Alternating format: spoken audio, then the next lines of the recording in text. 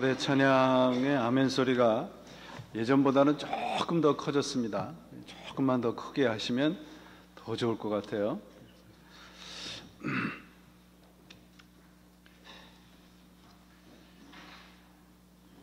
그 미국 교회에 그래도 그 뜻깊은 뜻을 가지고 계시는 목사님들이 여러 분 계시는데, 그 소위 이제 복음주의 계통에 계신 목사님들 가운데 미국 교회에 대해서 이렇게 말씀하시는 분이 계십니다. 이건 단순히 미국 교회의 문제만이 아닌 것 같은데, 미국 교회의 60% 이상이 예수 그리스도의 복음과 상관없는 것을 가르치고 있다.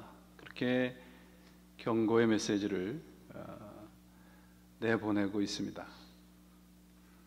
오늘날 교회가 마치 한 어린아이와 같은데요. 사소한 심부름은 참 잘해요.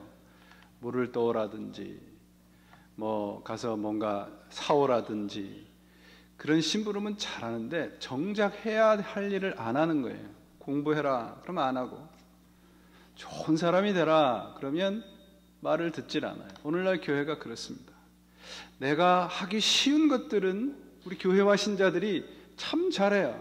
그런데 정작 예수님께서 우리들에게 말씀하신 그 메시지에 대해서는 귀를 막고 있는 것은 아닌가 생각을 하게 돼서 안타까운 마음이 듭니다. 예수님께서는 우리 지난 주일날 살펴봤던 율법의 정신인 사랑을 완성하시기 위해서 당신을 십자가에 달려 돌아가시고 살을 찢으시고 피를 흘리셨습니다. 그런데 이 사랑의 율법의 정신은 사라지고 오늘날 많은 교회들이 종교 생활만 남아있는 것은 아닌가 생각을 하게 돼요. 21절부터 오늘 본문이 있는 본문 바로 직전인 42절까지는 살인, 간음, 이혼, 맹세, 보상에 대한 법을 예수님께서 가르쳐주고 계십니다. 근데 이 5가지 가르침을 시작하시면서 공통적으로 예수님께서 말씀하신 것이 있어요. 그게 뭐냐면, 너희가 이전에는 이렇게 배우고 들었으나 나는 이렇게 말한다 예요. 너희가 예전에 듣고 배운 것이 잘못됐다. 나는 그 잘못한 것에 대해서 이렇게 가르친다는 말씀을 하고 있습니다. 그러면서 쭉 말씀하시면서 오늘 말씀이 이 5가지 율법, 곧 율법 전체에 대한 결론을 우리들에게 말씀을 해주고 있습니다. 너희들이 지금까지 바리새인들과 서기관들에게 이런 가르침을 받았지만 사실은 그게 아니다, 그런 말이에요. 오늘날 우리 교회들이 귀담아 들어야 되는 얘기입니다. 5가지 율법에, 본문 말씀에 전에 나오는 5가지 율법에 대한 가르침의 교훈은, 그 핵심은 이웃사랑입니다.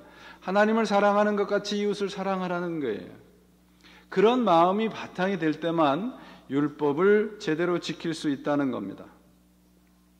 한마디로 말씀하면 다른 사람과 비교하지 말고 내 자신을 살펴라, 그런 얘기입니다.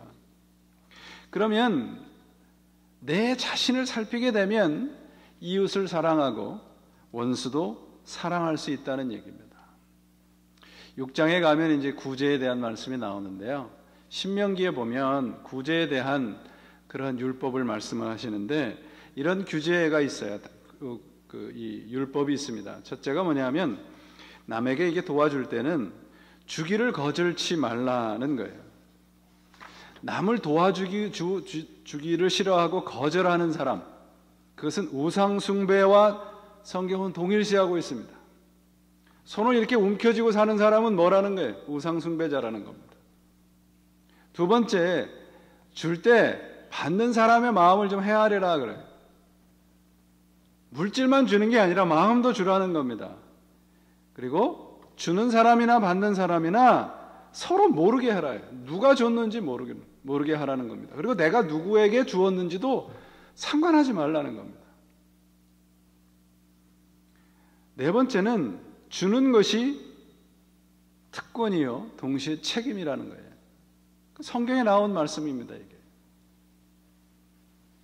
이 모든 네 가지의 말씀을 정리하면 나를 드러내지 말라는 거잖아요. 마태복음 제6장에 가서 보시면 구제에 대한 말씀을 하시면서 나를 드러내지 말라는 거예요. 제가 여러 번 말씀드렸습니다. 내가 남에게 베푼 것은 어떻게 하라고요? 평생 기억하고, 남이 나에게 베푼 것은 돌아서자마자 잊어버려라. 거꾸로죠, 그죠? 내가 남에게 베푼 것은 잊어버려. 기억하지 말라. 그러나 남이 나에게 베푼 것은 평생 잊지 말라. 그게 성경적인 가르침입니다. 나를 드러내지 말라는 거예요. 내가 무엇을 했다는 것을, 내가 옳았다, 내가 틀렸다, 상대방이 틀렸다, 내가 옳았다, 그걸 증명하지 말고, 정말 옳고 이 고든 사람은 상대방을 내가 옳은 자리까지 함께 와주는 사람이에요. 그 자리까지 오게 하기 위해서 시간도 내주고 공간도 내주고 내 물질도 헌신하는 거예요. 그게 옳은 사람의 모습입니다. 그래서 오늘 본문 말씀 전해보면 오른뺨을 맞으면 어떻게 하라? 왼뺨도 들이대라. 오리를 가자고 하면 십리를 가져라. 겉옷을 달라고 하면 속옷까지 내줘라. 이 세 가지가 우리들에게 말하려고 하는 것은 상대방과의 내가 어떤 경쟁적인 관계가 아니라, 신앙은 하나님이 옳다 하는 그 자리까지 함께 가주는 거라는 거예요. 어려운 일이죠. 왜냐하면 이런 일을 하기 위해서는 내 희생도 필요하고 기다려주는 것도 필요하고 섬기는 일에도 앞장서야 하기 때문입니다. 우리 신앙생활의 종교적인 형태는 너무너무 잘 되어 있습니다. 어떻게 기도하고 어떻게 봉사하고 어떻게 교회 일을 하는 데 있어서는 오늘날 뭐 한국 교회를 따라올 기회가 없어요. 그런데 함께 가주는 것을 못해요.